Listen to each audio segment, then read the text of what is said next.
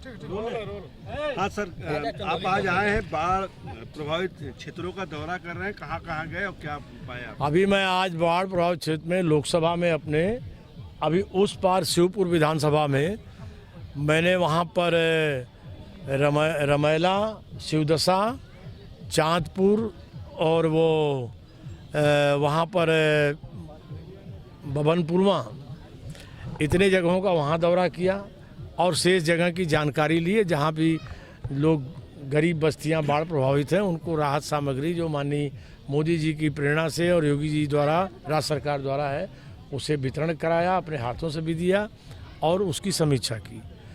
इस बार विशेष रूप से यहाँ सारी जानकारियाँ जिलाधिकारी के माध्यम से और अपने भाजपा जिलाध्यक्ष के माध्यम से ली और कुंडा की कटान, जिसके लिए मैं सांसद चुने जाने के बाद से लगातार प्रयत्नशील हूँ, उसको प्रत्यक्ष देखने आया। और यहाँ पर आप सबको जानकारी हो, संसद में 14-15 में सांसद चुने जाने के बाद ही हमने 2 बार संसद में आवाज़ उठाई और 10 बार मैंने राज्य और केंद्र सरकार को लिखा, जिसका प्रतिफल था कि 16 करोड़ के कुंडा कटान रोकने की ठोकर की योजना बनी और जिसमें 9 करोड़ रुपया सैंक्शन हुआ, जिसका काम औपचारिक रूप से शुरू हो गया है। एक हमारे द्वारा कोविड के कारण मैं अस्वस्थ हो गया तो मेरी शिलान्यास मुझे आना था, तो उस समय मैंने कहा काम शुरू करो और उसका लाभ आज मैं देख रहा हूँ।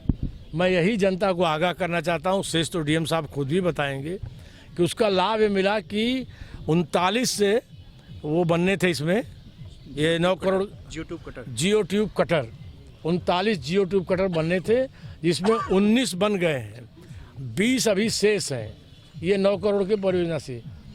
आज मेरा ऐसा मानना है और कि अगर वो 19 न बने होते तो शायद इस बार की बाढ़ में जिस तरह से मिनट पर यहाँ की मिट्टी कट रही है, कुंडा गांव का भारी नुकसान हो सकता था। इसलिए हमें संतोष है कि हमारा प्रयत्न सफल रहा, आंशिक काम का लाभ मिला कि कुंडा गांव बच रहा है और वो 20 बनने के बाद हमेशा के लिए कुंडा गांव कटान की चुनौती से बच जाएगा। और सकलिया तहसील में दर्जन से ज़्यादा गांव ऐसे हैं जहां बाढ़ से प्रभावित लोग हैं, वहां तो उसको आप कैसे देखेंगे और क्या उचित व्यवस्था की जाएगी? जो सभी का लगातार मैं जब से बाढ़ के क्रम आए हैं जिलाधिकारी से नियमित संपर्क में हूँ और सारी तैयारियां हैं।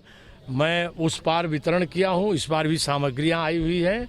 मैं इस अवसर पर गंगा तट से माननीय मोदी जी को, माननीय योगी जी को अभिनंदन करूंगा कि इसके पहले मैंने अनेक बार देखा है बाढ़, लेकिन पिछली बार भी जब बाढ़ हमारी योगी सरकार में आई यहाँ और जिस तरह से बाढ़ सामग्री विधिवत जनता की सेवा में भेजी गई है, सूचीबद्ध करके 2-2 बड़े पैकेटों में उनकी चिंता की जा रही है और पूरा प्रशासन सन्नद्ध है। अभी केवल सामग्री तक ही नहीं, उनके रख रखाव बचाव के साथ बाढ़ का पानी उतरने के बाद लगातार 20 दिन तक दवाओं का छिड़काव, क्लोरीन का छिड़काव, डीडी और ब्लीचिंग पाउडरों का छिड़काव, ताकि कोई संक्रामक रोग न फैले।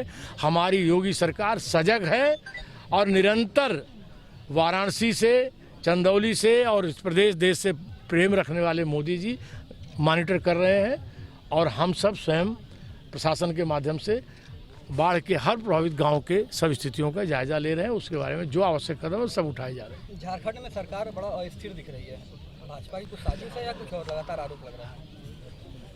अब वो भारतीय जनता पार्टी ने थोड़े कहा था कि आप पट्टा अपने नाम कर लीजिए, और निर्वाचन आयोग ने पहले भी संसद में लाभ के पदों पर अनेक बार संसद की और विधानसभा की सदस्यताएं गई हैं।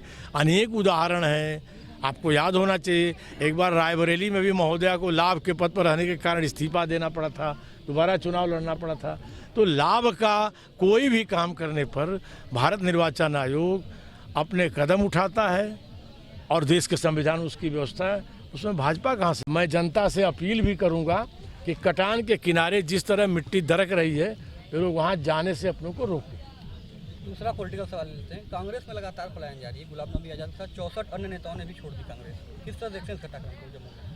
यह देश और दुनिया के यशस्वी नेता नरेंद्र मोदी जी की कांग्रेस मुक्त भारत और एक मजबूत भारत की जो उनकी कल्पना है, उस कल्पना को स्वाभाविक रूप से जगह जगह लोगों का समर्थन मिल रहा है। और जो कांग्रेस में जिम्मेवार लोग हैं, जो अपनी प्रतिभा से, अपनी क्षमता से देश के लिए कुछ करना चाहते हैं, वो स्वाभाविक अपने जैसी जैसी परिस्थितियां आ रही हैं वो छोड़ रहे हैं।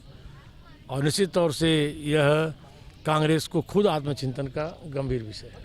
कांग्रेस के नेता छोड़ रहे हैं, भारतीय जनता पार्टी उन पे बहुत प्यार दिखा रही है। गुलाम नबी आज़ाद को भारतीय जनता पार्टी अपने पार्टी में शामिल कराएगी। अब यह विषय गुलाम नबी आज़ाद और भारतीय जनता पार्टी, ये सब केंद्रीय नेतृत्व का विषय है। यह केंद्रीय नेतृत्व इन सब विषयों पर जैसी परिस्थितियां होती है वैसा निर्णय लेता है।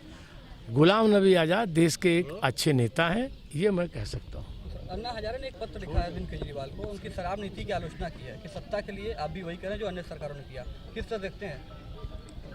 अब मैं क्या देखूं, मुझे तो दुख हो रहा है कि जिस शराब को बंद करने के लिए, बुराइयों को बंद करने के लिए जीवन भर महात्मा गांधी संघर्ष करते रहे, प्रेरणा देते रहे, देश को आगाह करते रहे, और ये शराब गलत नीति उजागर होने से, भ्रष्टाचार उजागर होने से महात्मा गांधी की अंतरात्मा उस दिन करा दी होगी जिस दिन उनकी समाधि पर जाके लोग प्रायश्चित कर रहे थे।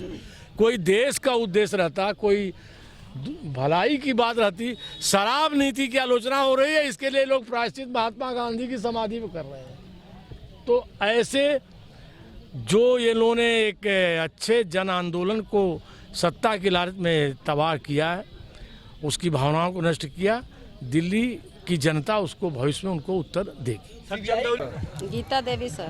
गीता जी बताइए, कौन आए थे यहाँ पर, क्या परेशानी आप लोग को बाढ़ को लेकर? यहाँ पे महेंद्र पाड़े आए थे।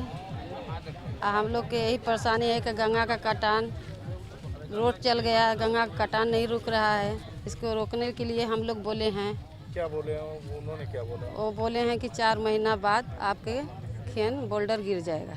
क्या लग रहा है, गंगा जी बढ़ रही हैं तो कितनी परेशानी आएगी? परेशानी तो हम लोग को बहुत लग रहा है। जैसे अब हम लोग का जैसे बाल बच्चा है, शादी ब्याह नहीं हुआ है, रास्ता पड़ा है नहीं, कैसे होगा? उसके बाद कोई का तबीयत खराब हो गया तो डॉक्टरी कैसे लेके जाएंगे?